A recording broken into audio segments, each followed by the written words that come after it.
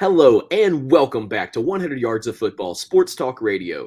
I'm your producer, Jeremiah Long, and joining me to talk about the NCAA Week 8 matchup between the Georgia Tech Yellow Jackets and the Virginia Cavaliers, it's our host with the most, Mr. Logan Landers. How's it going, man? What's going on, Jeremiah? Talking some ACC football this upcoming Thursday night. Yes, you heard me right. It is going to be a Thursday night ball game between these two teams. So you get your college fix a little bit earlier in the week. Two good teams here going at it for ACC supremacy. I can't wait to see who's going to get the big win in this one.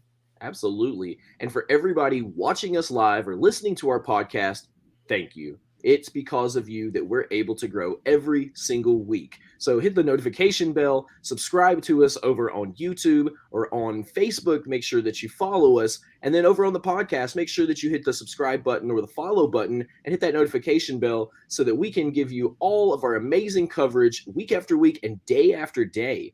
So that's just amazing. And of course, we are broadcasting live from Atlanta. So Georgia Tech is in our heart. But Mr. Logan Landers, tell us, what do we have to look forward to from this matchup? Yeah, man, let's talk about this. Georgia Tech, they've been on a nice little run here recently after having a new head coach, getting rid of their old one, and having interim head coach Brent Key come in and do a really good job. Georgia Tech's now won 2 in a row, so that is now a winning streak. This past week, got the big win over Duke. Close ball game, 23-20, gave the Blue Devils just their second loss on the season, and that moved the Yellow Jackets to 500 on the year with a 3-3 record. Won it in overtime, so a lot of flair for dramatic, but they got it done. On the ball game, quarterback Jeff Sims, 23-34 passing, 227 yards, 6.7 average, 2 touchdowns, no interceptions. Had a good day overall. Sims was also not done, though. He led the way, led that charge in terms of rushing as well. 17 carries for 95 yards. Behind him was Hassan Hall, who ran also 17 times, but only for 70 yards. So Jeff Sims was a one-man show on offense outside of his receiving corps, led by Nate McCullum. Led the way, 8 grabs for 101 yards and got in the end zone once, as well as Leo Blackburn. He had 3 catches for 49 yards, but also hit Pater and got in for 6. No fumbles for the Yellow Jackets. The defense held their own, shut out Duke in the first quarter and also in overtime as well. Ayinde Ile led the way with 9 tackles on the day. They had 3 sacks as a team. Good to see there. Kyle Kennard led the way with only 1 of those, and there was a bunch of half sacks from a lot of team tackling. You like to see that. A lot of guys getting to the opposing QB. 5 passes defended and also 5 quarterback hurries, and also chalk up an interception to KJ Wallace. So overall, a dominant, good win here for Georgia Tech. A nice overtime thriller, and a win is a win. Like I said, put them at 500 on the season. Now let's talk about these Virginia Cavaliers. Lost a tough one to Louisville, 34-17. Now, I will say about Virginia, they have struggled to put up points in this young season so far. Only hit over 20 points just once, and that was all the way back in week 1, Jeremiah, when they beat Richmond 34-17. Other than that, they have struggled. They've lost 3 in a row, put up 20 points or less in all of those 3 ball games. And like I said, against Louisville, just could not get it going. Shut out in the second and the fourth quarter, just couldn't get it done.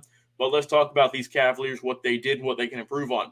Brennan Armstrong had a decent day, right? 24-34 passing, over 300 yards, 9.2 average, 1 touchdown, but he did have 2 interceptions, just could not get that turnover away, and that struggled, hurt the Cavaliers in the end.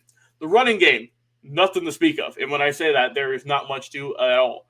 25 carries as a team for 6 yards. A whopping 0.2 average. They get in the end zone, though, did Brennan Armstrong. So he got it done, even though the team just could not run the ball to save their lives. Hey, he still got in the end zone. For the receiving corps, leading the way was Keaton Thompson, 9 catches for 98 yards, 10.9 average. Good day for him. With Dontavian Wicks behind him, 4 grabs for 69 yards and got in the end zone. Now, Armstrong also did fumble the ball, so you can chalk that up for another turnover he had along with those interceptions. So just a little bit of a rough day for him. As for the defense, like I said, bit of a rough day. They shut him out in the first, but other than that, Louisville just kept scoring and kept scoring. each and every other quarter. Nick Jackson led the way with 11 tackles for his squad, with James Jackson behind him with 8. No sacks for the Cavaliers. Got to improve that this upcoming week for pass defending, but they did have 2 interceptions thanks to Antonio Cleary and Anthony Johnson. So some good to look at, some bad to look at. But overall, looking at this game, right, looking at these 2 teams in the ACC, Georgia Tech, like I said, they're right there, right? They're looking better. They're getting things rolling right at 500. Virginia, they're on the downward slide of things right now, hoping to get back in the win column after a few weeks away.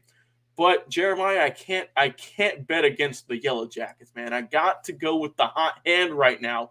So I'm going to go with the Georgia Tech Yellow Jackets. Getting the win in this one. Bit of a lower scoring affair, but they are going to get the W nonetheless. Give me Georgia Tech 28 and give me Virginia 17 as my final score in this Thursday night college game preview. It's going to be a great matchup.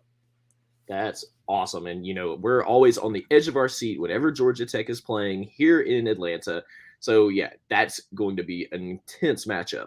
Well, for all of our Georgia Tech fans and all of our Virginia fans, we want to hear from you. Please put in the comments what you think will happen during this matchup. Do you think that Virginia can pull it out? Do you think that Georgia Tech has the edge?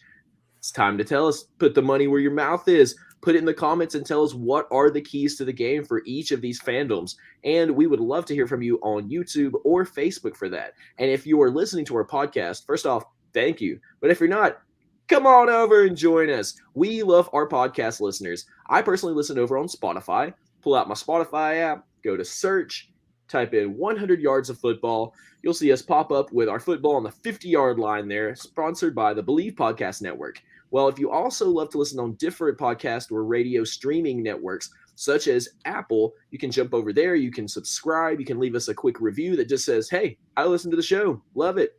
Wish you'd change this. Whatever you want to say, we want to hear from you.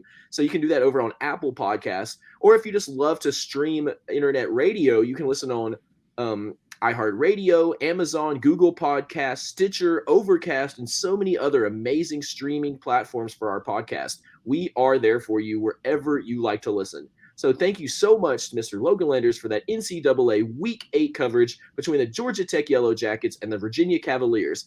I am your producer, Jeremiah Long, and we'll be right back with another live episode right after